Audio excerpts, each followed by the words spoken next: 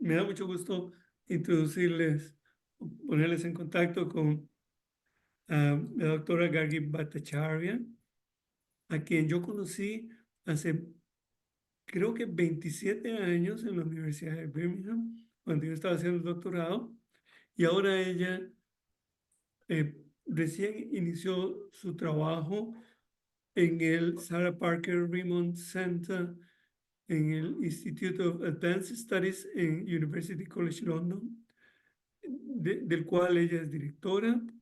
Yo diría que Gargi es una muy prolífica académica, una intelectual pública, incluyendo trabajo sindical muy intenso y difícil. De manera que es un enorme placer escuchar a Gargi en esta mañana de Centroamérica y en esta tarde-noche de Inglaterra. Well, Gargi, I say that I met you 27 years ago at Birmingham. Exactly, I think in October 1997. And currently you are the Sarah Parker Remond Center director, just starting the new job. And I said also Before we, that you are really prolific in terms of academic work, but also I must say you are really a public intellectual in the field of racialized identities and racialized capitalism.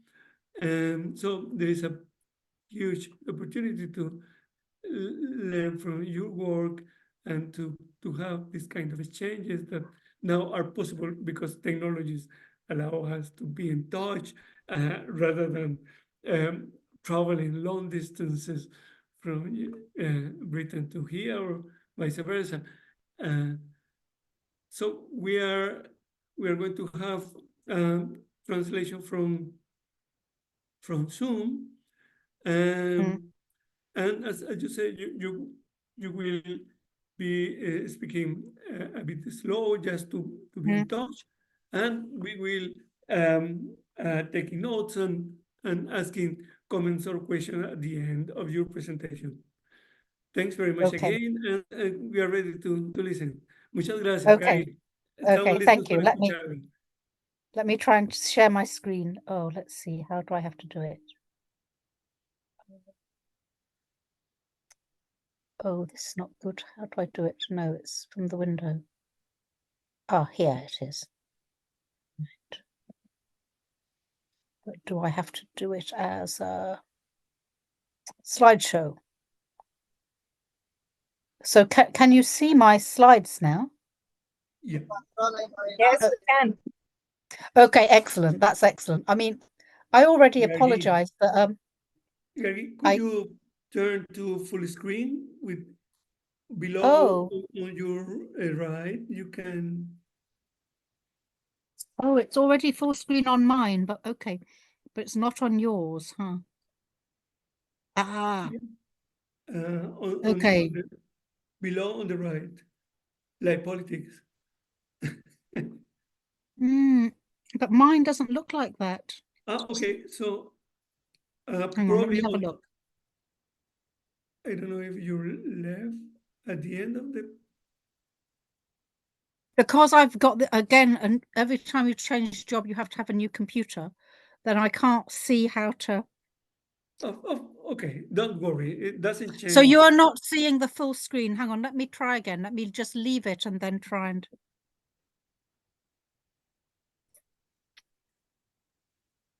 I can magnify the slide. I don't know. That's not right. That's not what we want to do. It isn't. I know you're right, but this isn't what we want. Let's see if this will do it.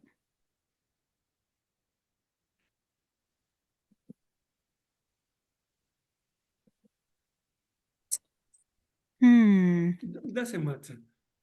Go ahead. But it's better because you can't see otherwise, so I don't know what to say. So it's just small for you. For you all, it's just small. You can still read it though. Yeah. Can you click on the slideshow, the little slideshow icon? I'm in slideshow on mine, so mine is showing Oh. me slideshow, you see. So that That's is, strange. let me just try and You can, get I out can, and Sorry start about that. I again. think we can still read it though. Yeah.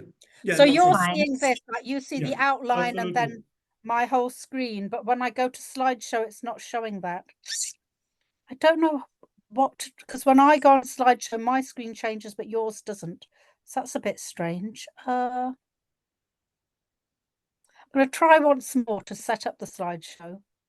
If you put it in slideshow on your end and then share it again.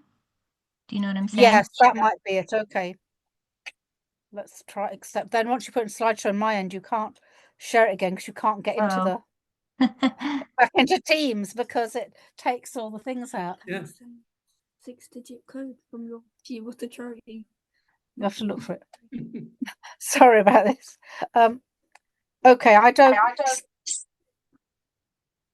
present in Teams. Let's try that. No. Oh, you're not in Teams. You're in Zoom. That's no good. Ah, that was my last meeting. I don't. Yeah. Take it easy. I'm very sorry. I'm not. I think we're going to have to manage with this. I know it's not beautiful, but It's I okay, think we it's can- probably big enough. Yeah, I think so. Yeah. Yeah, I'm sorry about that. No. Okay, and I was Nothing also, wrong. as well as my tech ineptitude, which I don't know why I can't do what I'd normally do, was saying to Carlos when I came in, it's not really a very academic talk. Anyway, and I know that you're all migration specialists. I feel I haven't, and some of the things you will know more about, and maybe we can talk about like broad trends that I'm just gesturing towards that. But I didn't have time to go and scrape out the detail of the examples, but they're the things in different regions that we could just share with each other that are happening. And really, I used it as a way of just reflecting on some of the very recent events in the UK in particular, although I think what's happening in the UK is just part of what's happening across Europe right now, in the hope that we could talk a bit about that and about what the continuities and disjunctures are between the European context and Latin American context, the Central American context. So anyway, it's not really an academic talk, although I've got some slides, but anyway, let me tell you what I have to say. So I'm starting really from an interest I think probably everyone who's been working on migration the last 25 years starts on, that how odd it is for us who are a little bit older to see bordering become such a central limb of statecraft in our time. And I say that as someone in my 50s, that although there was quite a lot of noise about immigration in my childhood, immigration did not function in electoral politics or in policy circles as this core activity of what administering the state properly was seen to be. It certainly didn't come as a kind of technical promise in general elections. Now in the UK and across Europe, it is both a key aspect of what states are seen to have to do, and that part of the electoral space is about different kind of technocratic or pretended technocratic solutions to the problem of immigration. And so when I was thinking back of the title that I was given, that this is not at all just the right, or at least the right has expanded to really capture much of the electoral spread of politics in the UK and across Europe. It's also not only in particular nations. I think the particular statecrafts involved in bordering have become absolutely embedded in interstate relations, sometimes implicitly, but often very explicitly.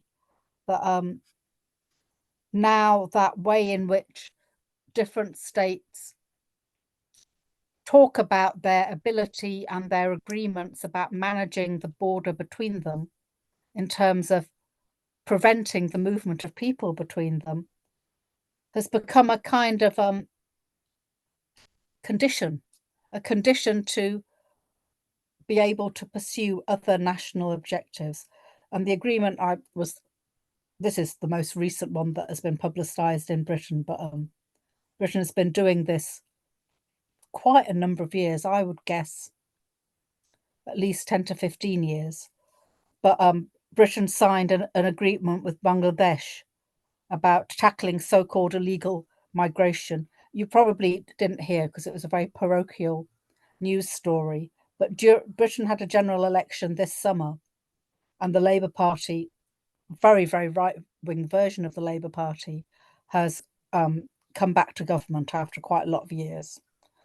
But in the run-up to that election, both Keir Starmer, the leader of the Labour Party, and other key Labour Party figures made a great play in public spaces and public speeches to talk about cracking down on Bangladeshi migration.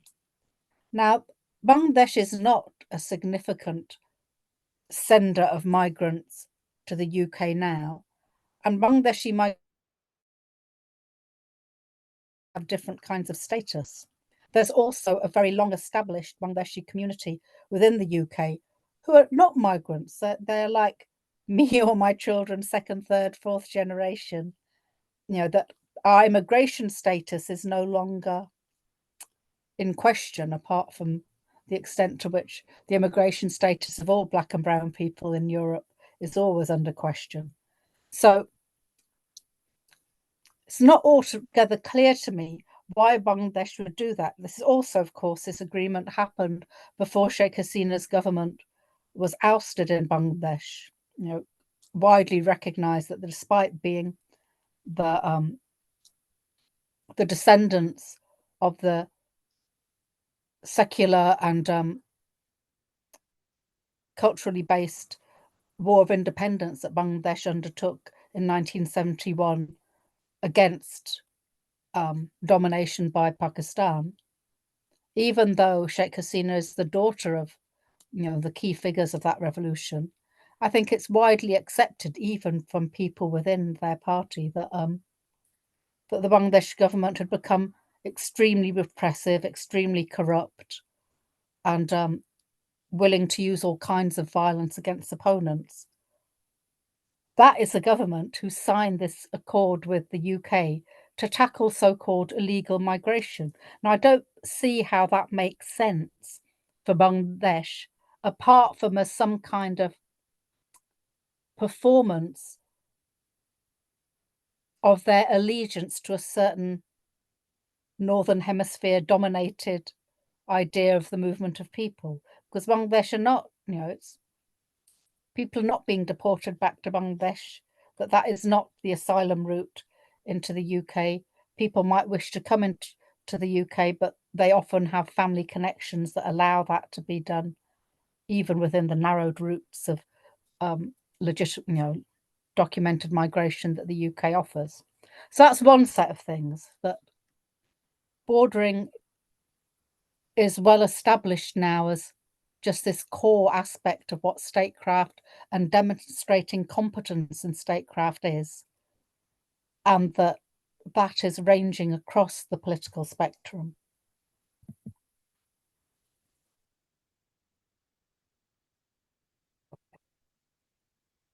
Okay, and as I've already started to say, that and I think I write about this not in the book I sent you a little bit of, but in other places, or if I mention it, that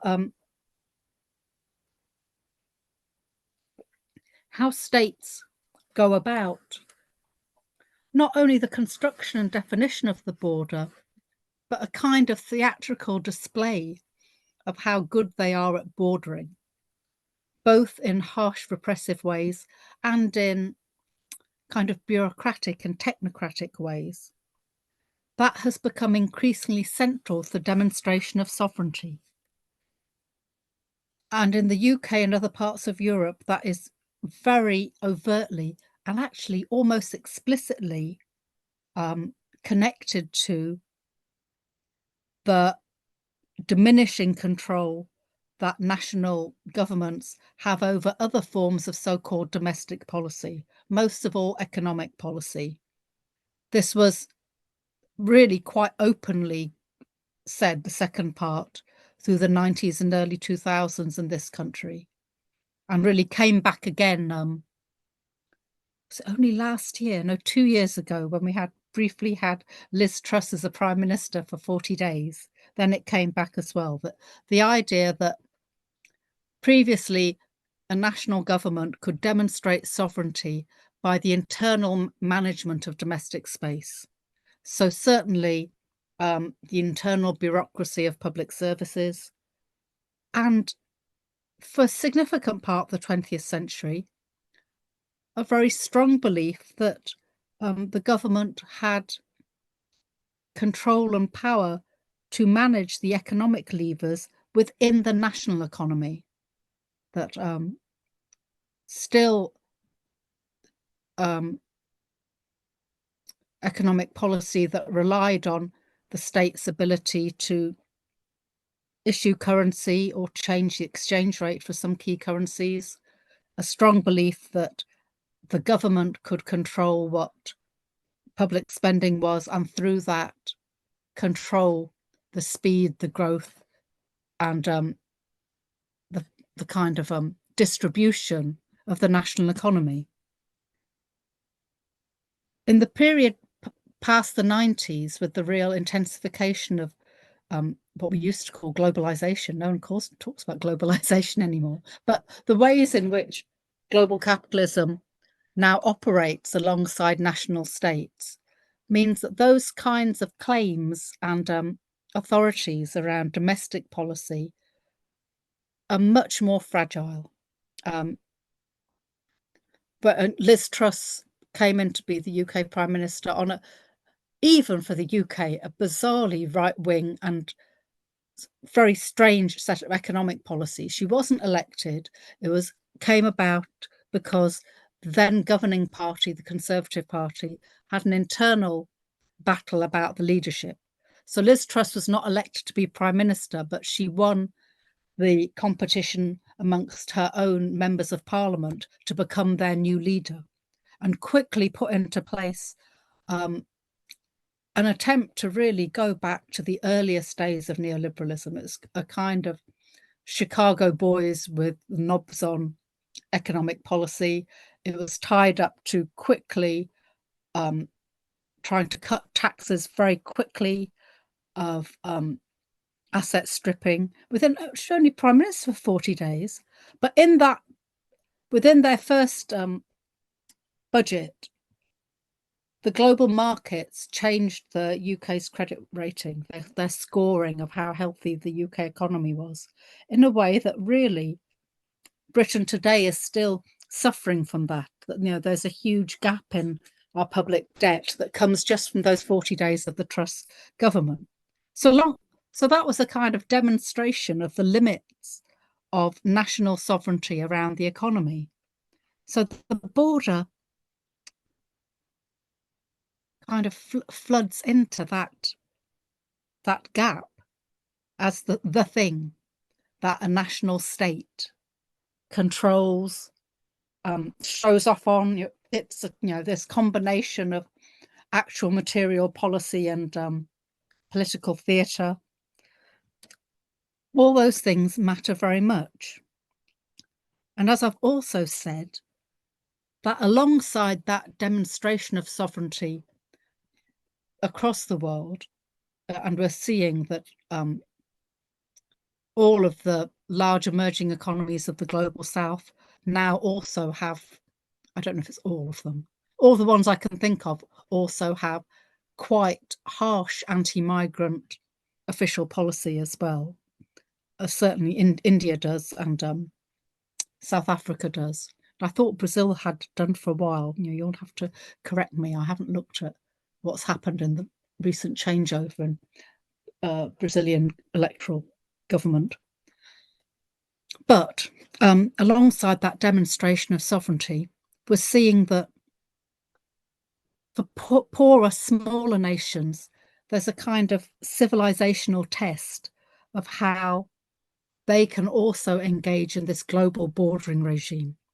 Sometimes things like the agreement between the UK and Bangladesh, which is really an agreement to say that you can fast track deportations of our nationals back to us, and that we will be your prison boat afar.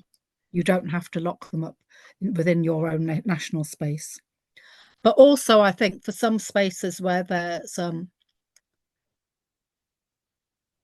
larger numbers of temporary workers and guest workers, I think India, even as a big, rich nation, does versions of this in terms of some of the states where Indian migrant workers go for just short periods of time, that there are agreements about repatriation, about control, about whose responsibility those human bodies are.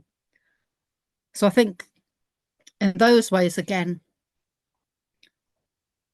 a kind of anti-migrant politics has become the currency of global politics. It's become this way that different nations of different powers kind of converse with each other. So then I was just going to say a few things about the UK context in particular, because that despite all of that, which I do think goes across the political spectrum in terms of what is available in European electoral politics, at least, it is still the case that the global right, and certainly the UK right, do continue to reference migration as one of their populist calls. It's been a recurrent theme in far-right street mobilizing my whole life and long before that. The leaflet that I've put on the slide might be about my age. I think the White Defence League, I think that's a 1960s group. It might have started in the 1950s. You probably know already that certainly in the entire post-war period of migration, Britain has suffered from quite extreme violence towards migrants and those seen as migrants. That has most significantly impacted on those seen to be racially different. That migration in the UK still is very much associated with being black or brown. We saw that confusion persisted during Brexit, but again, you must have already talked and laughed about this. That it was clear that many of the people who voted for the UK to leave the European Union were doing so on an anti-migrant ticket, in which they believed that people of colour would leave the country. Now, most of us are UK citizens, not that many of us were European citizens, that the people who left were other white people, but from other European nations. But this idea of migration being a threat to the white nation really still runs very deep in British far-right politics and in British racism. And although people don't put out leaflets that are quite as overt as this anymore, that idea that you need to defend white Britain, that you don't want to, if you let people in, they'll overwhelm us, there'll be nothing of white Britain left, that still is in circulation, and I think has been in circulation again this year. Just have a sip of tea.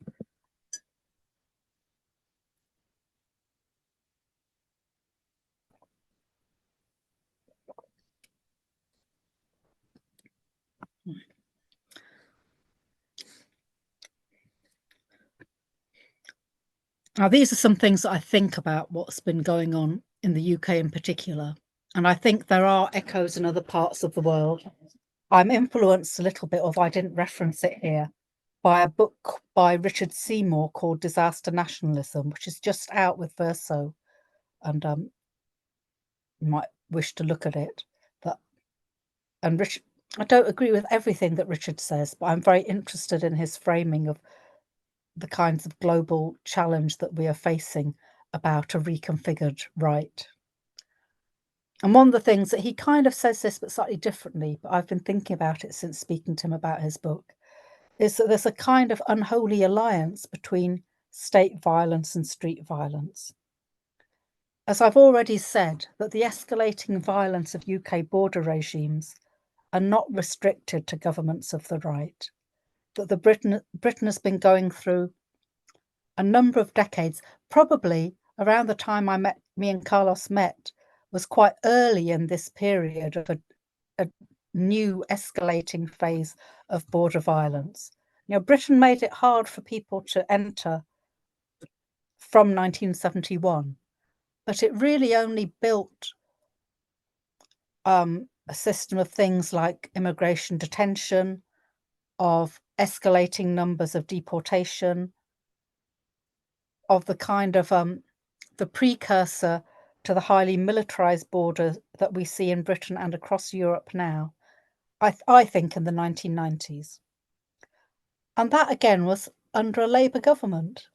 You know, under Tony Blair's government, there was a series of successive legislative innovations that were about hardening the state's position against asylum seekers, and a real strong racialization of asylum seekers, which I don't think existed in the same way before the 1990s.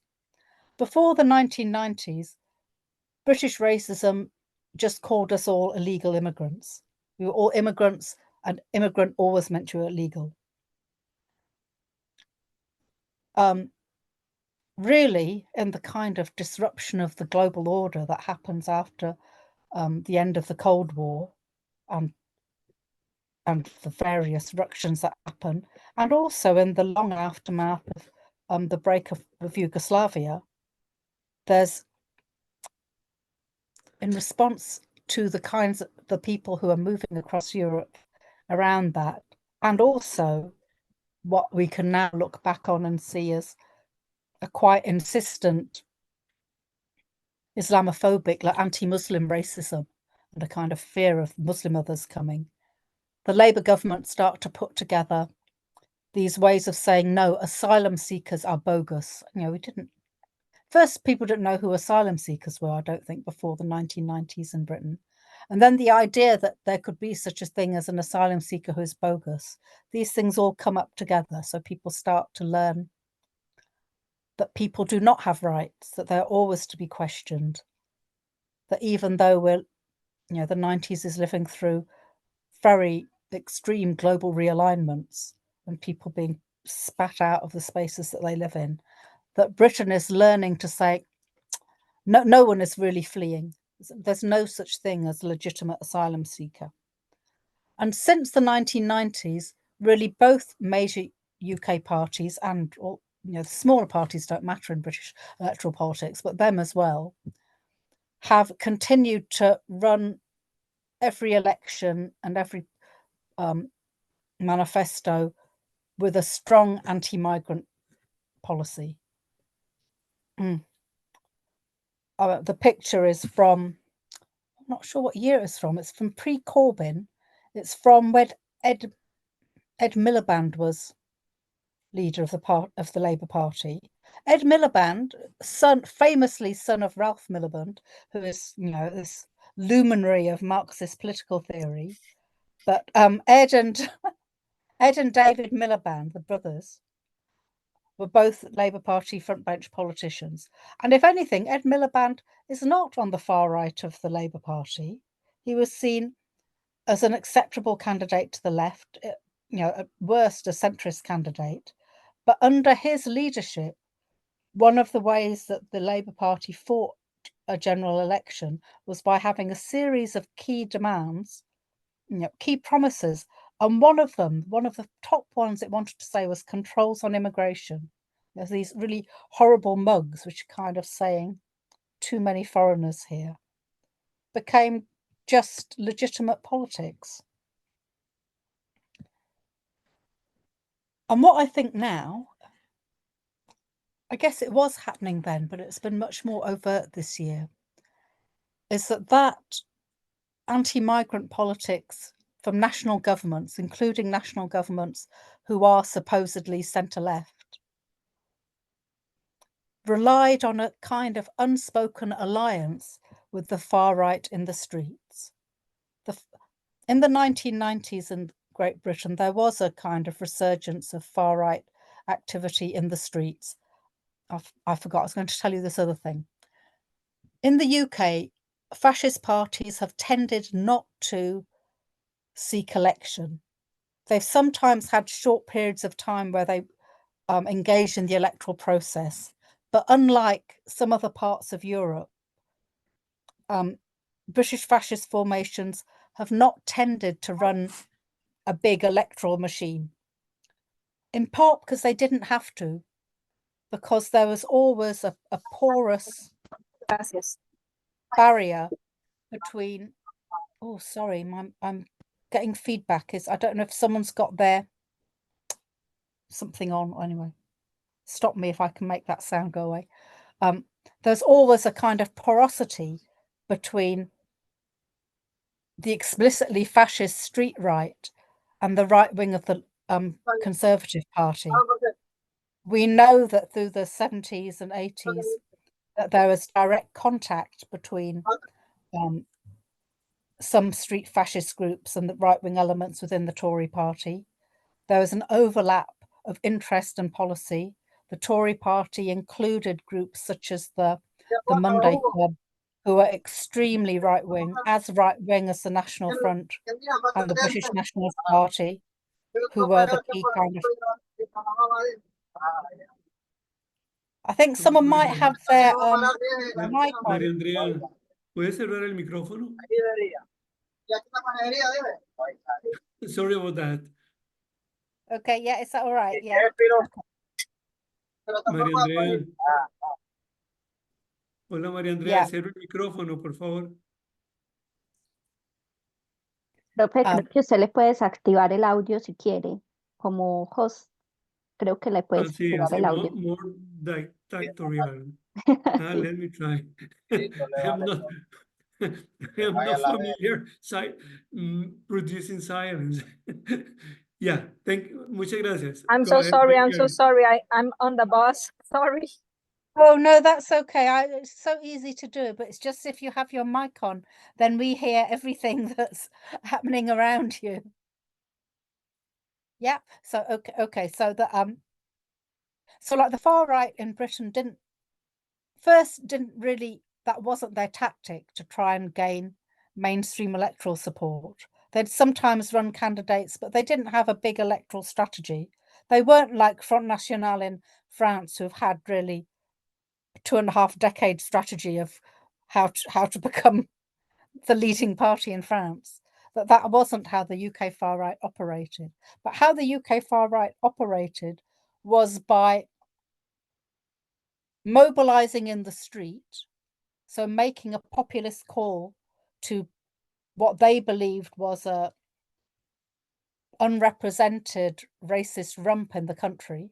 So they're saying, oh, look, people who believe what we believe, they've got nowhere to go. So when we come in the street, those people see us and they think, yes, I have no political representatives. So one thing that, and the use of extreme violence, are always, that when the UK far right has come on the street for the last 40 or 50 years, it has always been to do violence. That's their core constituency, is people who like to fight. That often they'd come into the street, into areas where minority communities lived, that they'd try to, hurt people. So they'd do that, but they'd also, for a period, explicitly have the ear of the right wing of the Conservative Party. So they're inserting their views into government without running for government. But what I think has happened even more since then, and those alliances, I think, are largely broken. They're now implicit. They don't have to have the direct contact that they used to have. But what we're seeing is that the far right can set the tone in the streets by making this populist call that can't be tested because, they never ask for votes, so we can't see how many people want to vote for them. But But when the far right make the populist call in the streets, both mainstream parties refer to that as a justification of what they choose to do. So both Labour and Conservative Party, on the one hand, say, oh no, this is not us, terrible violence. And on the other hand, say, look, we must do these things, particularly to migrants. Otherwise, there will be more violent anger on the streets. So that the far right act as a kind of legitimizer of a moving rightwards in mainstream politics in the UK. And again, I fear that that is not only the UK. The UK is just a space that I know best. So I know all the detail without having to study it because you've been in it. Now, these things, I don't know how much laughing about Britain other parts of the world do. And again, I know this happens elsewhere, but this is a particularly ugly episode in UK politics.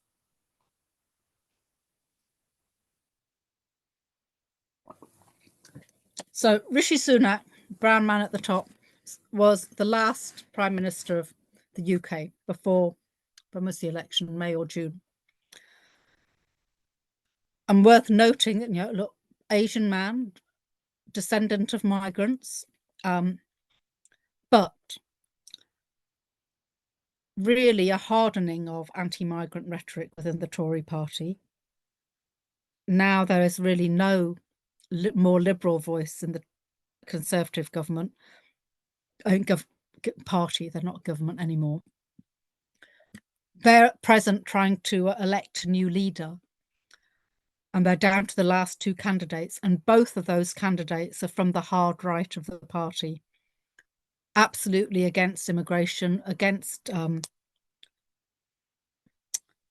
it sounds bananas, but it's become this populist call that against human rights legislation, that they think human rights legislation is a kind of sop to the left. Very kind of hard on the rights of women. That's an ambiguous thing in this country, but I can say more in conversation about it. But the woman candidate, Kemi Badenoch, made her big publicity last week was saying that people have too many rights when they're pregnant, that we should cut back on maternity pay. And see, I would not have guessed that that was a populist call, but anyway, that's the kind of thing they're running on. But in the last year, in the end part of Rishi Sunak's government, the Tory party instituted this phrase, stop the boats. And you can see that he's giving in this slide, this is a kind of, it's a big prime ministerial press conference. But in the front of his podium, he had this phrase, stop the boats. And stop the boats in British parlance means people who are coming to the UK mainly to seek asylum, mainly in boats from France, although they're referencing really the ways in which boats are coming into southern Europe as well, and the idea that a certain kind of desperate migrant comes in a small boat. They're saying, stop that, stop the boats. You probably also know, I mean, this is from Barack Obama, that there's been a whole series of electoral machines that have come to believe that the general public can only understand a 3-word slogan. Have you heard that? Does it work in Costa Rican politics? And all these think tanks say, look, people hate politics now. They can't hear policy. They don't want to hear your manifesto. What you need are a few 3-word slogans, because there's something about the 3-word slogan that speaks to people's effective response. Obama's Yes We Can was supposed to be one of them, so it could be of different content. At least Yes We Can is kind of moderately positive. Boris Johnson ran the entire 2019 election in this country on the slogan of Get Brexit Done. No other policies that we could see, didn't even bother to share a full manifesto, but Get Brexit Done was the promise. So the Tory party, in an attempt to do that, came up with Stop the Boats. So long before the election, probably from the very beginning of 2024, if not the end of 2023, they were pushing this idea of stop the boats, stop the boats. And in some ways, although they lost the election, it worked. That slogan became central to political discourse in this country. They concocted a new racialized threat of the small boats that started to be floated, that there'd be new legislation against small boats or people who came in small boats. I started to give interviews to people and say, look, that's not how, you can't legislate against someone on the basis of their mode of transport. Or what would this mean? But the idea that the small boats, that they are the real threat to the British nation, really became embedded, so that we see that the Labour Party, including through the election, and even now that they're in government, they don't have to pander in this way now, say that, yes, we will stop the boats. Instead of saying, this is ridiculous, this kind of non-debate is this? Instead, the Labour Party felt pulled. And instead of saying this is racist and kind of illogical and not how any legislative process works, instead they said, the Conservative Party say they're going to stop the boats, but we will stop the boats more effectively than them, because they are incompetent at everything and they'll also be incompetent at stopping the boats. And actually, both of the main parties seem pretty happy about that kind of conversation about immigration. They're quite happy to have it about the boats. Until this summer, in summer 2024, and I don't know if this is all local stuff, but it matters for those of us who live here. There's a very significant resurgence of far-right organising in the streets of Britain in summer 2024. Some very scary disturbances.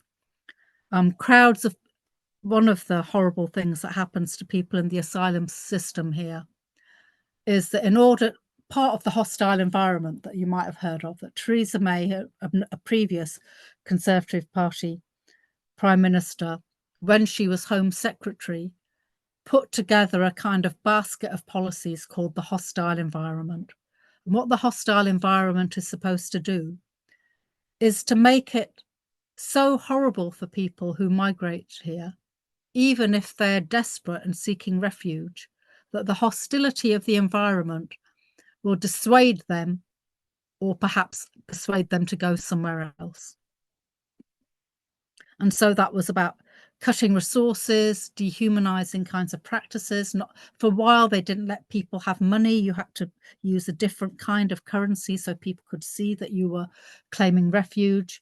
And one of the things they've done is to house people who are trying to seek asylum all together in kind of enclosed spaces, even if you're not in immigration detention, which is really about being in prison. And if there's any question that you might be removed, they put you in detention. Even people who are just having their claims processed, in order to be housed, they have to be housed increasingly in what are seen as asylum hotels. This is another big diversion. But really, after COVID, the UK hospitality industry never recovered. That there are all kinds of empty, low-budget hotels. So the state has got a kind of agreement with some of these hotels to just house people temporarily while they're in the system. There are some very, very terrible mob attacks outside some of these hotels where people in the asylum system were staying. Serious attempts to set some of them alight, with the police standing by and allowing it to happen. Windows broken, people in the vicinity who were seen to be not British, i.e. not white, attacked very badly. Footage of people being pulled out of their cars, black and brown people being pulled out of their cars by a white mob.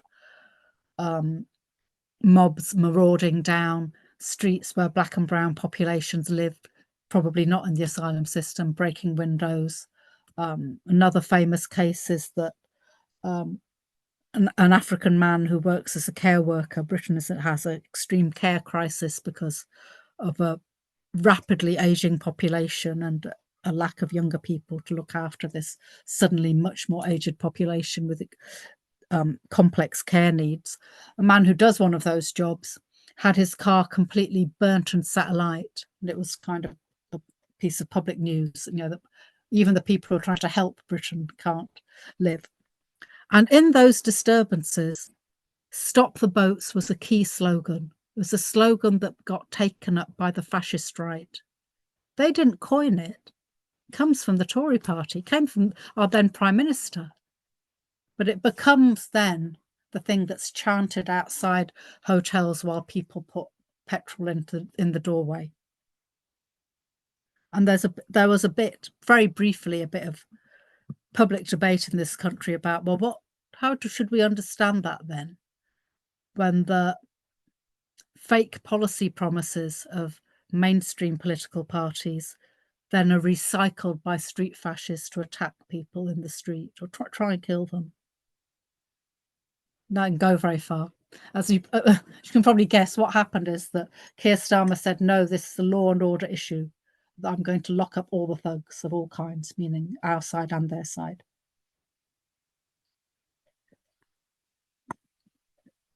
I'm nearly finished. Sorry, I thought I'd be a bit quicker. Gosh, as late as that. Okay, a few more things to say. In terms of the UK far right, very familiar themes about, you know, blood, who belongs to be here, who belongs to this ground, often an echo of, from I think the US far right, but it's been taken up across Europe slightly differently, about replacement, the idea that, you know, that foreigners are coming to replace us, if not replace us physically, to replace our culture.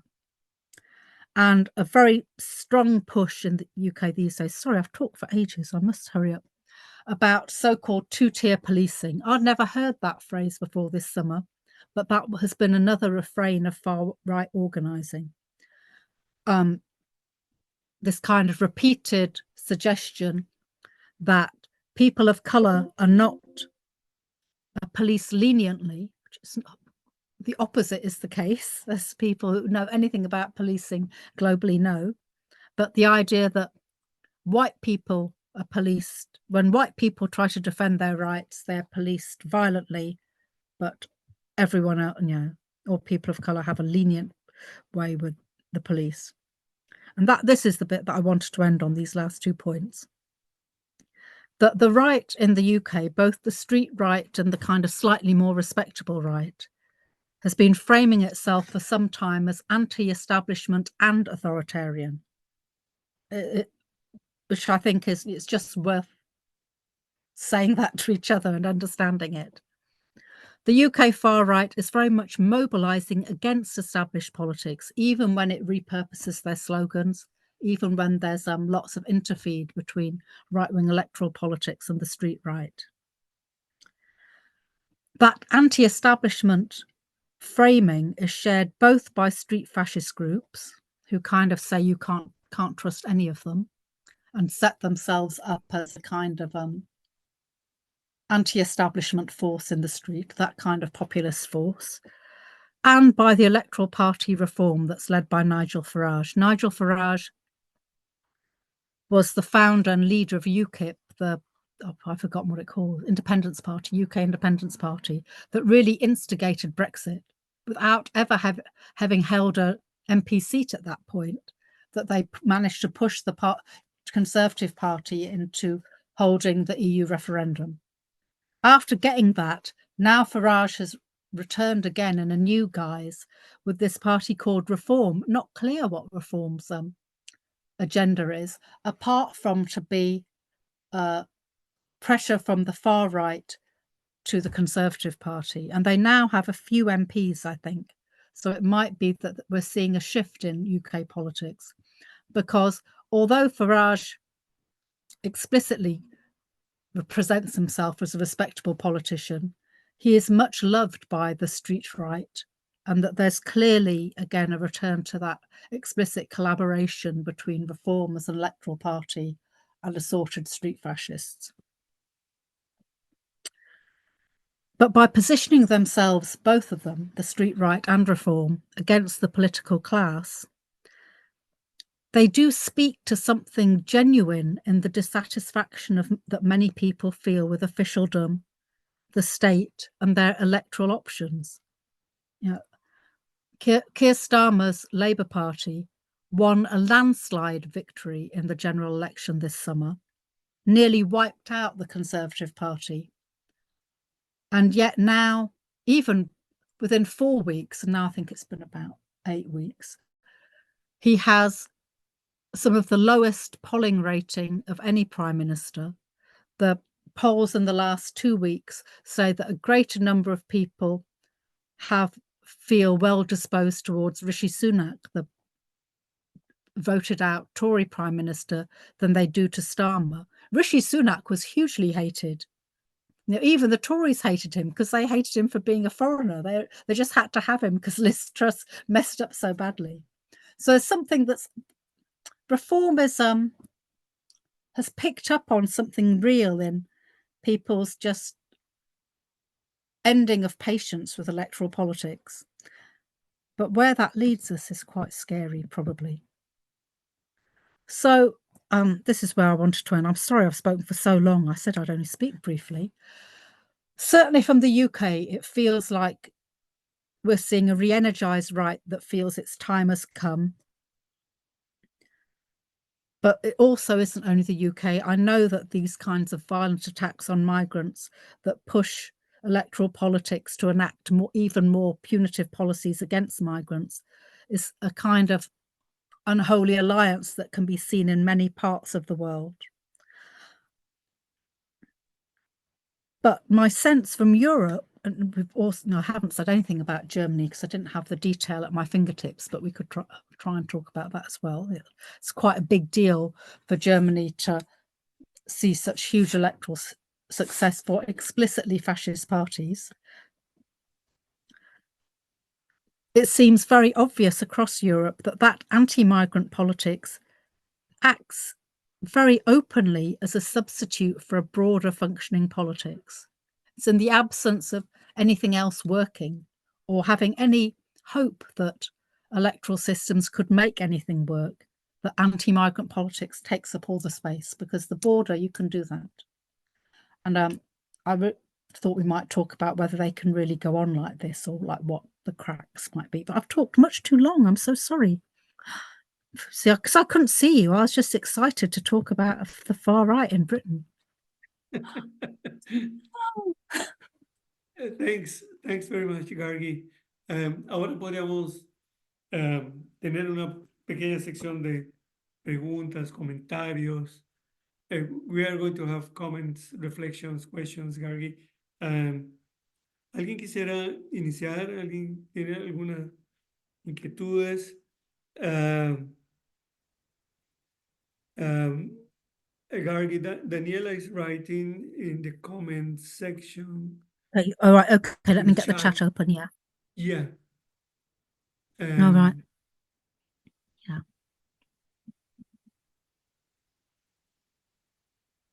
Oh, huge questions.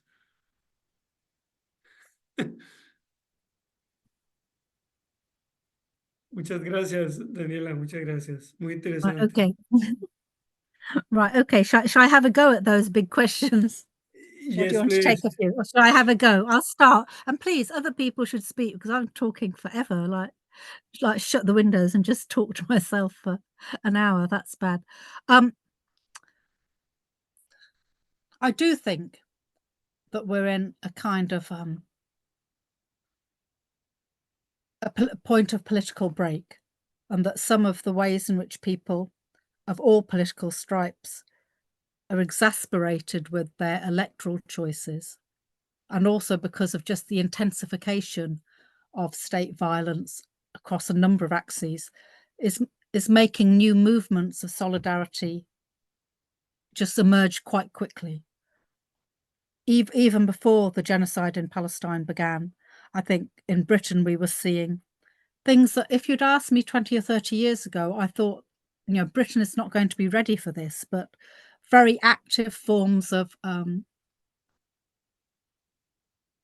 organising and solidarity between precarious workers, against borders, around social reproduction, around police and state violence, around housing rights, around the basic rights to life, a kind of network of movements with overlapping membership, a street politics where people have learned very, very quickly to put the terms of life at the center. So instead of thinking, oh, will some other powerful person come and be slightly less horrible to me, instead to say that our struggle is about the terms of life in every aspect and that they're connected. That I think is very encouraging, but still embryonic. Like, you know, that the other side got their act, well, they have all the resources, but we are learning quickly on our side, I think. And I think those things, and you know,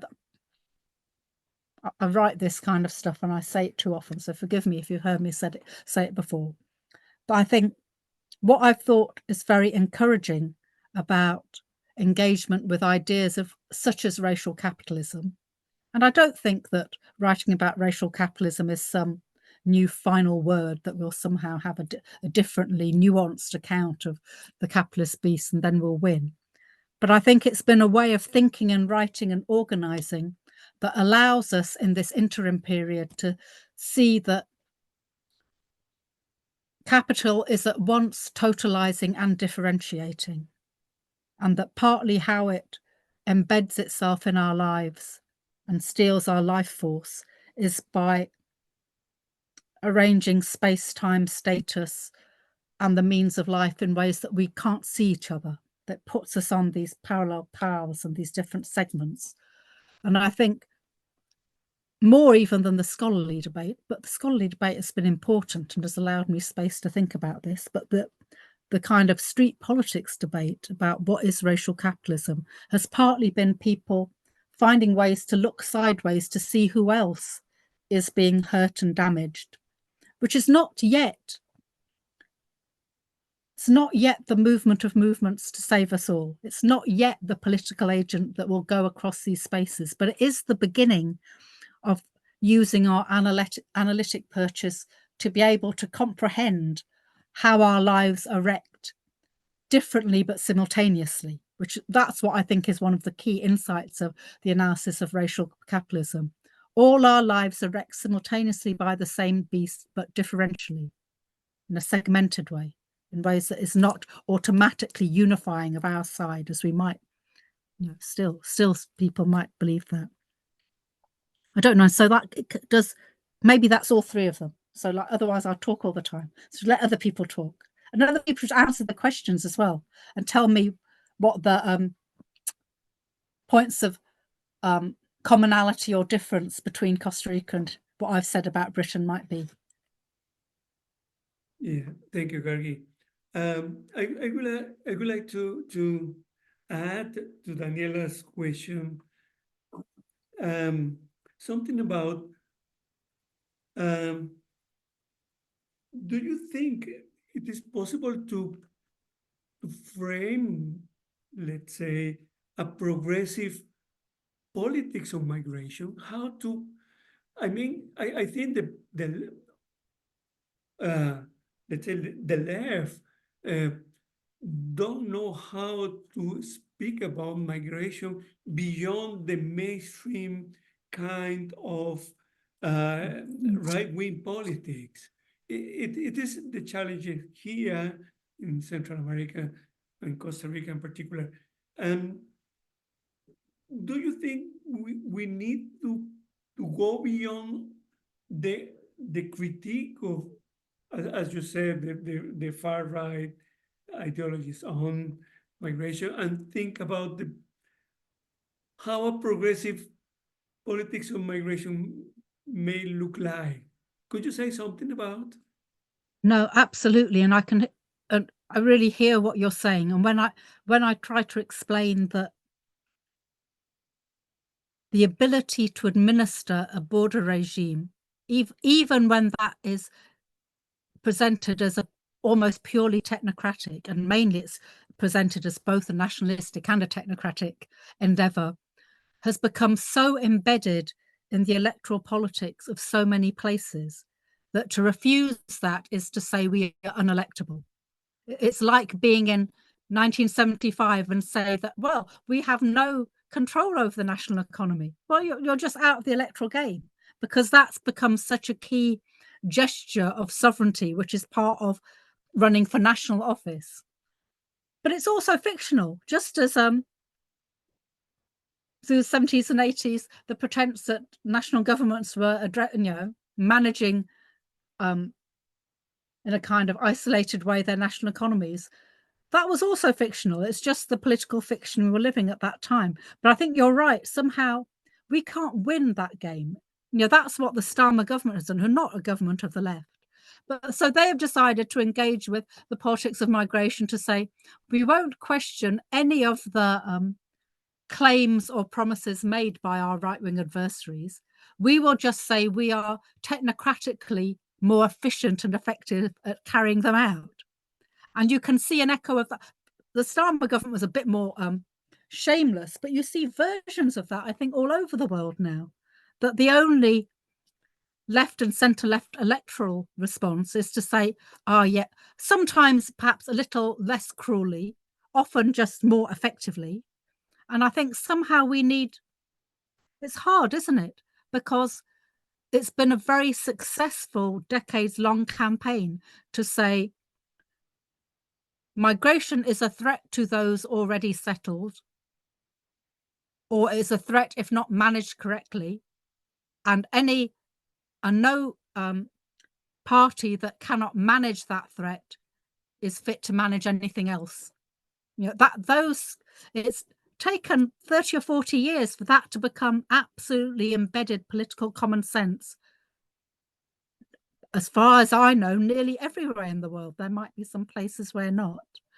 But and so, like, we have to say that to each other. That's been the border regime equivalent of neoliberalism, that that just as neoliberalism as an active project to undermine the idea of social goods, embedded in every electoral space that it could, the idea that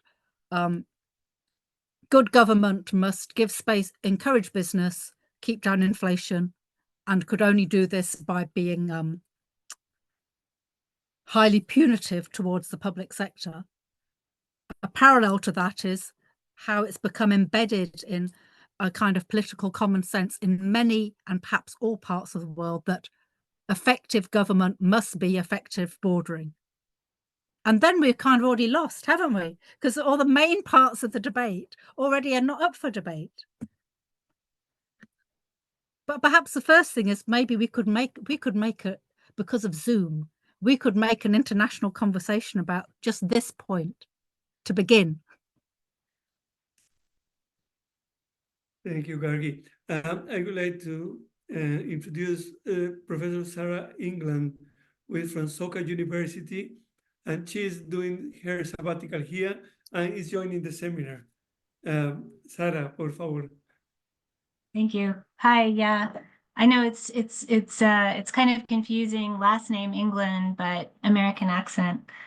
So yeah, I'm living in the United States, and obviously, I mean, there are a million parallels between everything that you're describing and the politics in the U.S. and the current elections, the rhetoric. Trump's slogan has 4 words: "Make America Great Again," but it serves the same purpose. I mean, there's just so many parallels. One thing I was just wanted to mention that was really interesting to me when you mentioned the hostile environment. I'm just curious that if that was the actual name that they used, or that was sort of the critique. That's so fascinating. So in the United States, the equivalent would be what they call prevention through deterrence, which is a little bit more Orwellian, word speak. Sounds a little more neutral, but it's exactly the same idea, right? So basically deter asylum seekers, immigrants, undocumented immigrants in general, but specifically asylum seekers. It's become, like you said, more and more the rhetoric has been centered on them, through just making it absolutely difficult, miserable, punitive, and so on and so forth. So I think it serves the same function. Also, when you were talking about the relationship between how sort of these global border regimes have become a kind of new neo-colonial relationship with other countries. I think, just to put it in the Americas perspective, the United States has used Mexico in particular, but is increasingly using Costa Rica and Panama in that way of, the first filters, or the filters to try to prevent people from getting to the US border. For us, it's not boats, it's the border, although there was in the 1980s a lot of rhetoric around boats when it was Haitians and Cubans coming, to Miami. But anyway, yeah, so many parallels, obviously. But I wanted to ask about something that you talked about in the reading that I found really interesting, and you kind of touched on it just now. That one of the things we notice with immigration, with this sort of the way you're saying this anti-immigrant rhetoric has become so hegemonic, both on the right and on the left, and we're seeing it. Kamala Harris is having to engage in that same, rhetoric, hopefully to get elected. But at the same time, so you have this kind of, as you called it, unholy alliance between this very aggressive anti-immigrant nativist rhetoric, right, from both parties, and then, of course, the kind of people on the streets. But at the same time, countries like the UK, Japan, even Costa Rica, a lot of countries have the need still for immigrant labor because of aging population or whatever, right? And so one of the things that you pointed out in the reading was this, and I think it sounded to me, and maybe correct me if I'm wrong, but what you're suggesting is all of this nativist rhetoric, whether it's coming from politicians or from these more populist groups, is like a smoke screen to hide the fact that the transnational global elite are still engaging in good old-fashioned neoliberal economic policies in which they actually want this precarious labor, right? So how do you, so I understand, I know how that works in the United States. I'm curious how that works in the UK, where you have this such aggressive, to the point of these mob riots and so on, which we haven't exactly had in the US. I wouldn't put it past us eventually, but so far, not quite so much violence against immigrants. How does the government achieve that, still have, cater to this populist that is so violent and racist, and yet also fulfilling those labor needs for the aging population? No, absolutely. And there's so many contradictions. So, of course, firstly, you're right that the UK economy, as far as I know, as all the kind of more globally integrated economies now, rely very, very heavily on migrant labour, often relies actually actively on precaritized migrant labour, that it's not just people. The labour market is structured in such a way that you need some group of people who, through whatever mechanisms, are stripped of some of their rights. There's some other ways you can do that, as we're seeing across the world, but a punitive border regime is one of the favoured tactics across a number of national spaces. And there's an ambivalence in Britain about that, because even the kind of dominant parties kind of recognise that, but also don't want to put away the nativism that's out there, perhaps a fear of the populism, but also, I think, a kind of bad faith reliance on people's agitation. This is the thing which you should all read Richard Seymour's books. I'm interested in what people think of it. And he's writing before, he finishes at the very beginning of the Palestine genocide, really. And he's writing about the ways in which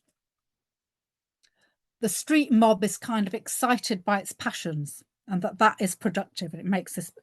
And I'd said, well, look, that's kind of true, but there's also something strange about an electoral politics that doesn't even try to give you what the people apparently want. The example that I'd used somewhere else was, I don't know if again, this is all horrible British stuff. The last government gave a lot of money to Rwanda to allegedly take failed asylum seekers. A large amount of money has already been paid.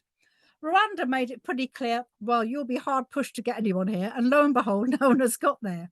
But it's still circulated as one of the promises. And it kind of didn't matter that they were stopped from doing it, because the righteous indignation that we cannot do this thing, and people's allowed other old enemies to be conjured up in the right-wing imagination. So human rights lawyers, there's a whole thing, very dangerous thing here, which I know the States had about lawyers. And in the mob attacks in the summer, there are also attacks on solicitors' firms who are seen to be representing migrants. So you could say, so judicial process, that's our enemy. Feel like, I've not seen that before in the UK. We've had orchestrated attacks on migrants or people seen as migrants before, but the idea that there is an infrastructure of people who are allowing these non-human people to have their rights, that started to come into play. And that as long as, in some ways, I don't altogether know how this works, but to pretend to try to enact a policy which is seen as very popular, but is impossible, but to say it's someone else's fault that it can't be done, something about that has been very the far right of the Tory party. So the electoral element, that's partly why the Tory party's two remaining leadership contenders both come from that end of the party, the Rwanda end of the party, because this idea that we are standing, it's how to be an anti-politics politician despite being absolutely embedded in the establishment political class, because you kind of conjure up the impossible promise and then say, look, I've been scuppered again by the bureaucracy or the deep state or whoever, and it circulates the energy. I think that's all very, very dangerous. It makes my heart flutter a little bit, but okay, that's, I think we all understand the places that can go, but that is my best reading of what is happening now.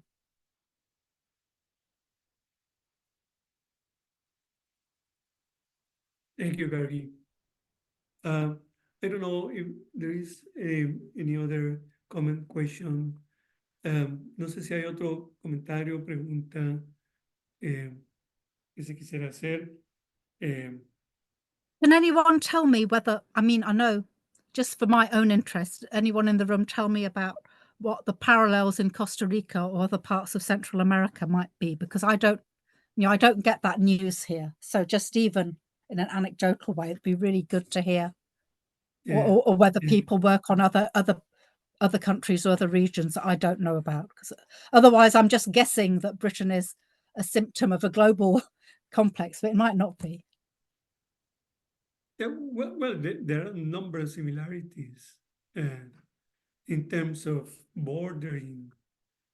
As Sarah said, now even Costa Rica is one of the filters for people migrating, especially from Venezuela to Mexico and then to the States. So there are a lot of connections. And also we have a very, very bad story in terms of politics, which is that the main countries from where people are migrating are the supposed left society, Venezuela and Cuba. So the ways in which mainstream politics here approach migration is saying, well, is it the case that you want to live like people in Venezuela and Cuba? So the connection between the forced displacement, especially from Venezuela and Cuba, is a very bad news in terms of what progressive politics could be framed here, because they and of course the case of Nicaragua, which is our neighbor, and they went from a, let's say, left government to a kleptocracy, a family kleptocracy or something like that. So yeah, overall there's a lot of similarities. And the case of Rwanda, you mentioned it before, is quite similar to the role of Mexico and Central America with the States. Yeah, I think there are lots of things in common. And of course, the state will have elections in less than 1 month. And of course, here, the concerns about the return of Trump, even though the Democrats are not exactly quite different, but the rhetoric of Trump sounds quite worrying here, because he's in these few days he's again reworking his narrative around migration and yeah, so I see a lot of things in common, sadly say. Can I say something? I'd say it to you, Carlos. I know your friends are here, because it's an improper thing to say, but sometimes I wonder, or I have said to other UK leftists, that whether in the current context, Trump might be inadvertently slightly less murderous for the rest of the world, although very much worse for people within the United States. But I'd forgotten the migration strand. So that means for the whole continent of the Americas, Trump, his foreign policy is really through bordering, isn't it? But and I know he is an arch Zionist, but he's also someone who very explicitly wishes to retreat from all international engagement and international institutions. I mean, I guess I was saying this more when Hillary was still in the frame, about, for the world, which of the faces of the hegemon kill more people, and it isn't clear to me that we know. But that's a different thing to say, isn't it? I fear Harris will win and the blood will keep flowing. Yeah. That's the promise, isn't it? It's not even my fear. That is the active promise. But I don't know if Sarah will. I mean, sorry, when you say the blood will keep flowing, you're referring to Gaza. Well, Gaza and now Lebanon, and who knows where by then. Yeah. But yes. Yeah. The weapons will keep going, won't they? Right. I mean, that's a huge dilemma for those of us in the US, right? Yeah. It's a vote for Kamala does seem to be that, but Trump is very unclear. That's the other problem, is like, you can't be sure if you vote for Trump, what? Because what you'll get, yeah. We have no idea for sure. At least with Kamala, there's a bit of clarity, although she's working really hard to be kind of vague. Also, so she's articulate but vague, and Trump is just all over the place and very hard to understand. But one of the things that going back to what your answer to my question is spot on with Trump. I mean, he's saying he wants to deport, and he gives the number of 20 million undocumented people, which is, of course, like twice what most experts think there really are. And then, of course, it's because him and Vance lump all immigrants with these kind of temporary statuses, like the Haitians with TPS and so on.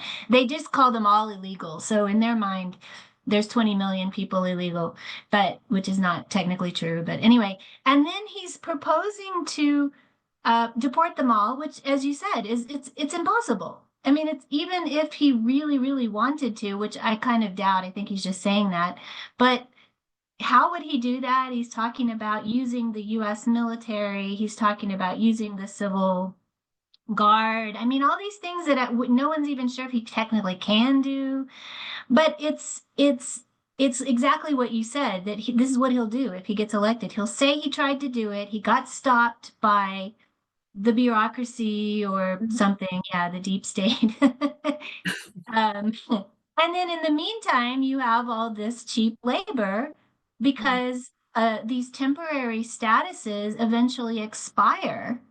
And then people, I think I read that Biden, in fact, again, due to electoral politics, is about to end a special program that existed for people from Nicaragua, Haiti, Cuba, and Venezuela, which gave them a kind of 2-year temporary status in the United States. And he's going to just end it. But then what happens to all of these people, right? They're going to become undocumented. So, I mean, they were probably already precarious labor, but now they're going to be even more precarious. And so it's this, I love this idea of the theatrics of sovereignty. We used to, in the US, we talk about the performance of the border, the theatrics of sovereignty. It's so true. That is exactly what they're doing, knowing that the end result is just going to be more undocumented people or temporary status, legal limbo. Yeah. And Both the other Democrats part of and it, Republicans, they're going to get that result. Yeah, Yeah, no matter what they yeah. do. Yeah. and the other bit of, I don't know if I'm saying it properly, and really this is Richard Seymour's point, but I've reworked it for another purpose, is that the other side is that these are electoral projects that want the electorate to remain angry, dissatisfied. That does something for their political machine.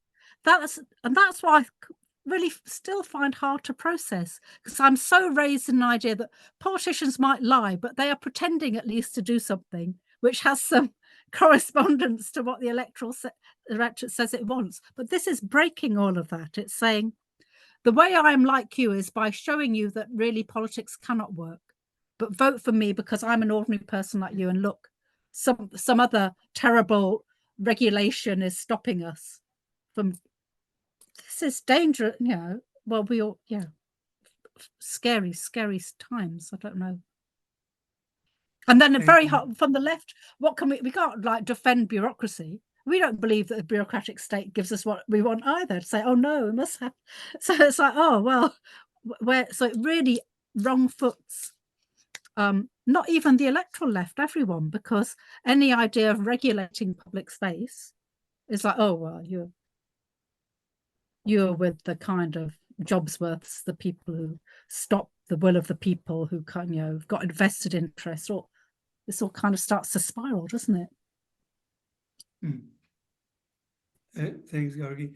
Nada más yo quisiera decir que este último punto de Gargi es interesante, o muy interesante, me parece a mí. Ella dice, así como en confianza, dice ella, hasta qué punto podría ser una ventaja que gane Trump, porque si ganara Harris y las políticas no cambiaran, sería un gran descrédito para el mundo progresista que tiene expectativas en Kamala Harris, lo cual es bien polémico, ¿no? Pero no deja de tener sentido que las opciones más progresistas